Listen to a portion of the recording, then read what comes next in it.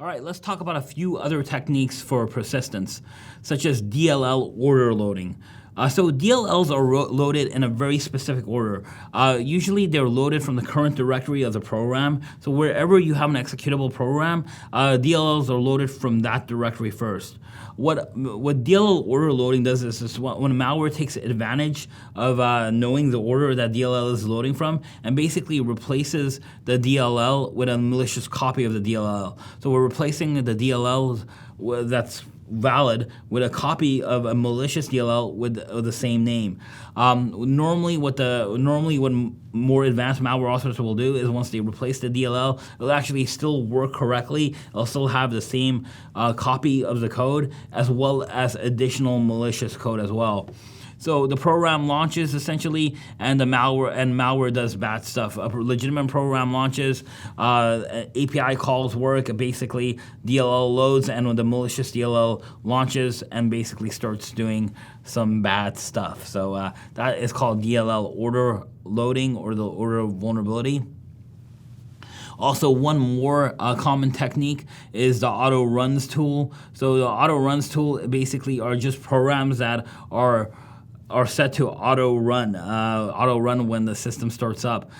You can actually use the auto runs tool itself. It's a Microsoft tool that it basically enables or analyzes every place Windows is set up to auto run. So if you have registry keys, you have programs, you have other files or pointers that are set to auto run, it will basically tell you like these are all the places that is going to start automatically. Now you will see a lot of legitimate programs on there because when Windows starts, there are processes and programs that start automatically. So auto run, just because you see a lot of things in auto run doesn't mean it's a bad thing, but you want to be able to examine that. Now, if you look at a copy of this tool, of the screenshot that I took, you'll see that there's a file, there's a pointer in red. First of all, it doesn't have a real name. You can see that it's under a registry key, HKLM software, Microsoft, and then you can kind of see that it's under some software. You can see there's a program is where it's located at, and it's auto running. You can also see the red. What the red means is that it's detected as something as evil.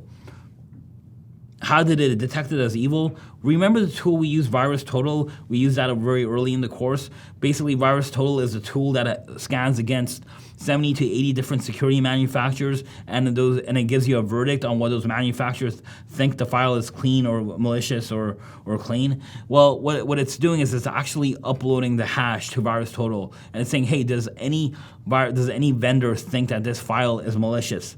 If it does, it's going to basically look at it as red. It basically means you have a file that's starting up automatically, and when that file does start up automatically, it's running, and there are at least some security vendors in the world that think that file is malicious.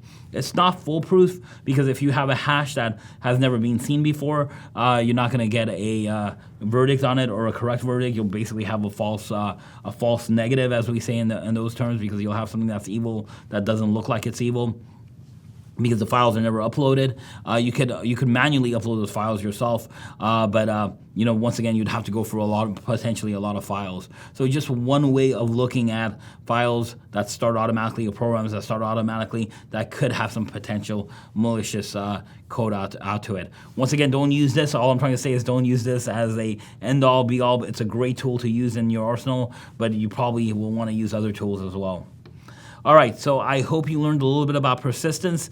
You have some tools on how to check for persistence, including the auto runs tool, including Registry Dumper and Registry Explorer, as well as some other techniques. You know where to look in the registries for file persistence. You understand, or you should understand, a little bit about how file persistence works in the registry when it's under the local machine versus a local user, and what that means, and when the persistence starts. I hope you enjoyed this lesson. Thank you.